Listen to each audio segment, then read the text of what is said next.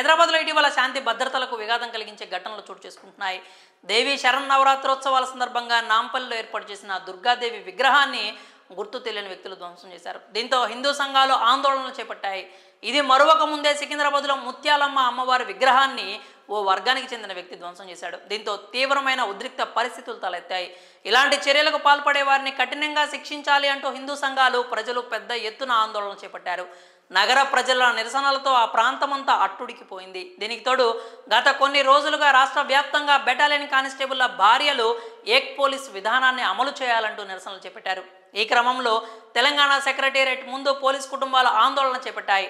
భార్యలు ధర్నా చేస్తే వారి భర్తలను కూడా సస్పెండ్ చేశారు. దీంతో అసలు నగరంలో ఏం జరుగుతుందో తెలియక నగర వాసులు అయోమయానికి గురవుతున్నారు. ఎప్పుడు ఏ సమస్య తలెత్తుతుందో తెలియక ఆందోళన చెందుతున్నారు. మరోవైపు రాజకీయ పార్టీల మధ్య మాటల యుద్ధం కొనసాగుతోంది. విమర్శలు ప్రతి విమర్శలతో యుద్ధ వాతావరణాన్ని తలపిస్తున్నారు. ఈ నేపథ్యంలో హైదరాబాద్ నగర పోలీస్ కమిషనర్ సివి ఆనంద్ కీలక నిర్ణయం తీసుకున్నారు. నగరంలో 144 సెక్షన్ అమలు చేస్తున్నట్లు ప్రకటించారు. హైదరాబాద్, సికింద్రాబాద్ పరిధిలో ఈ ఆంక్షలు ఉండనున్నట్లు తెలిపారు. ఏకంగా నెల రోజుల పాటు ఈ ఆంక్షలు అమల్లో ఉంటాయి అని వెల్లడించారు. 5గురికి మించి గుమికూడితే చర్యలు తీసుకుంటామని హెచ్చరించారు. నగరంలో ఎటువంటి సమావేశాలు, ధర్నాలు, నిరసనలు, ర్యాలీలు, ఆందోళనలకు అనుమతి లేదు అంటూ చెప్పారు. పోలీసుల ఆదేశాలను అతిక్రమిస్తే కఠిన చర్యలు తీసుకుంటామని హెచ్చరికలు జారీ చేశారు. శాంతి భద్రతల పరిరక్షణలో భాగంగానే ఈ ఆంక్షలను అమలు చేస్తున్నట్లు తెలిపారు. ప్రజలంతా సహకరించాలి అని కోరారు. మరోవైపు బీఆర్ఎస్ నేత బంధువు ఫామ్ హౌస్లో విదేశీ మద్యం పట్టుబడడం కలకలం రేపింది.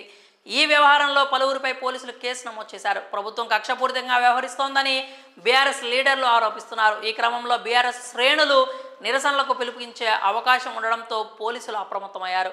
నగరంలో అశాంతిని సృష్టించడానికి పలు సంస్థలు, పార్టీలు ప్రయత్నిస్తున్నాయని విశ్వసనీయ సమాచారం అందిందని, ఈ నేపథ్యంలో ఆంక్షలు విధిస్తున్నట్లు ఉత్తర్వుల్లో పేర్కొన్నారు. అక్టోబర్ 28 నుంచి నవంబర్ 28 వరకు ఈ ఆంక్షలు అమల్లో ఉంటాయని స్పష్టం చేశారు. BNS సెక్షన్ 163 కింద ఆంక్షలు విధించినట్లు పోలీసులు వెల్లడించారు.